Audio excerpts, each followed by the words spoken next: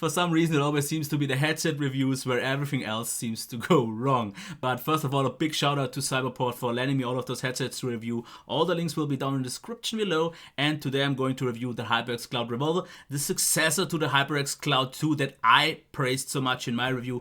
And as much as I like those, as little I actually like these. But before I'm going to tell you why I personally can't recommend them, I want to start off with the good things, and that is the actual audio quality. Because what you get in terms of sound is quite similar to what you get on the Cloud 2 with the velour cups, not so much though with the leather ear cups. So you get a wider, open, more airy soundstage that has a lot of details and clear highs. But personally, for a gaming headset, I'm missing a little bit out on the lower end of the segment.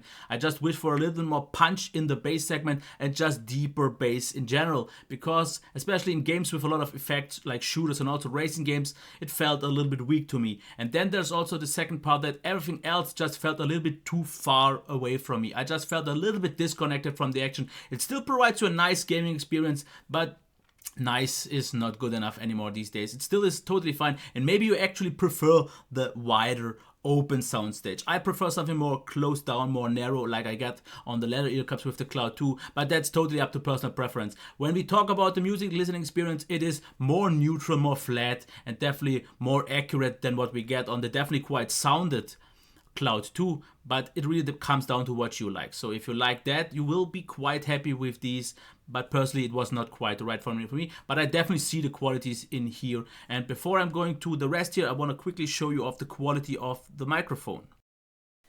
So what you should be able to hear now is the microphone, and what you should also be able to hear is how good it actually sounds, because it's very detailed, has actually some quite nice and rich sound, clear highs, doesn't sound muffled at all, so I'm very pleased with that. But what I also heard a lot of times is some static bass. Maybe you will able to hear this now. So I'm not quite sure, because it's not always there. When I used it in Audacity, I had it always quite loud and actually a little bit annoying, but when I used it sometimes in OBS it was fine and sometimes not. So it could be due to the fact that I'm using it with a line in, because it's the only solution at the moment, and maybe my setup just has that static on its own. But using all the other solutions, either wirelessly or with an USB interface, I didn't have that sort of static buzz. I had it with the 1x1s, but that could be a little bit of deal, but other than that, it sounds actually really, really good. So let's get back to my microphone. Because I want to actually detach that and talk a little bit more about the headphone itself. We get a 1 meter long cable, and at the end of that you see the 3.5mm jack that you can use, of course, on a smartphone as well, even though this doesn't look like the one that you should use with that. You also get a 2 meter long extension with the remote here that allows you to control the volume and also mute the microphone, but that's pretty much already it. You don't really get something like an USB interface or virtual 7.1 surround sound. About the headphones themselves, I have to say it doesn't look really subtle with the metal headband, and I will get to that in just a few seconds. The padding here on this headband though is absolutely great, super soft, feels nice, as well as the ear cups, because they are super nicely padded, very soft and also very big, because my ears didn't touch anything, and this is really well done. What I don't like so much is the limited amount of movement though, because that ends in something that I will get into just a few seconds. And as you can see here, it looks definitely like a gaming peripheral, that is obvious. But let me get to the thing why I personally just don't like them so much and why I can't recommend them. It's the comfort. Because once you put them on, due to the, as I already mentioned, limited movement here, the ear cups felt to me like they were just in a too steep angle and always just holding onto on the lower part of my ears. So kind of close to my jaw. It doesn't put any pressure on that, so that was not the issue, but it just felt like all the pressure would be down here, and here open. Here nothing would have touched. And this self-adjustable strap, in my opinion, doesn't work quite well, especially if you are maybe someone who likes to use the headphone or place it more on the diagonal part of the skull, because then it fell off quite often, because it doesn't really have a super tight fit. As you can see here, if you have it properly on, it will be okay. So the more towards the front you have it, or on the top, it will be safe, but it definitely felt a little bit too loose for me. The self-adjusting strap didn't provide me the feel that I wanted. And then there is the metal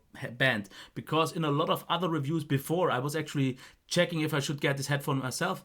I've seen them complaining about that you will be able to hear the metal via bone conduction on your skull, and that is absolutely the case, but I actually think they under exaggerated it because it's way more extreme than I would have expected, and you even hear the cable throughout everything, and that is usually something that only happens on cheaper headphones, because I think it's personally just a design flaw, because if they would have made it maybe out of plastic or something like that, because the 1x1 headset that I have doesn't have this issue and also sits more proper, I would say, because it sits a little bit too loose with the wrong pressure points and it just doesn't feel right. So what I would recommend you to do is, or suggest you to do, is check them in the store, and maybe you will actually feel they are comfortable. For me, they are also too big. I think it's like made for bigger heads, because then the angle would be right. I think so, because it just doesn't feel right to me.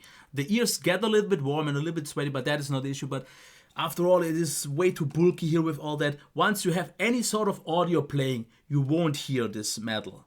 But I don't always have audio in there, and then I hear the cable all the time, and if I bump somewhere, it's really annoying, and it's at the anti-comfort. The microphone, absolutely not at all, because that is great. But even with that and the really solid sound, if you like that kind of sound balance, and if you don't have a problem with the comfort, there's still the value that just isn't all that great, because it costs, depending on your region, like 110 to 130 euros here at least, and I get these for 80, 90 bucks with an USB interface, a second pair of ear cups, velour and leather, where you can even adjust the sound in some way. You get the remote control with volume controls for the headphone and microphone with a 7.1 virtual surround, that I personally found in games a lot more immersive. I just liked it more, and I just felt more in the action. So even if I could recommend that, I would still recommend you this even more, so just prefer it, because the value is a lot better. And in my case, I think the cons overweigh on this one. The sound isn't what I want it to, but it could be yours. It doesn't feel all that comfortable, and there is still this electrical buzz that you could maybe fix. That could be just on my end, so I don't want to blame it on that so far, but that is what it is. I'm not quite sure. The video is about 7 minutes long, and I think it's time to stop it. I've told you all what I think. I hope you enjoyed it. Once again, a big thanks to Cyberport. Yep, and if you have any questions or something to say, if you maybe own these, let me know what you think. And I'm definitely open for any sort of discussion. And if you like this video, give it a thumbs up, subscribe to the channel, and I wish you a nice day. See you next time.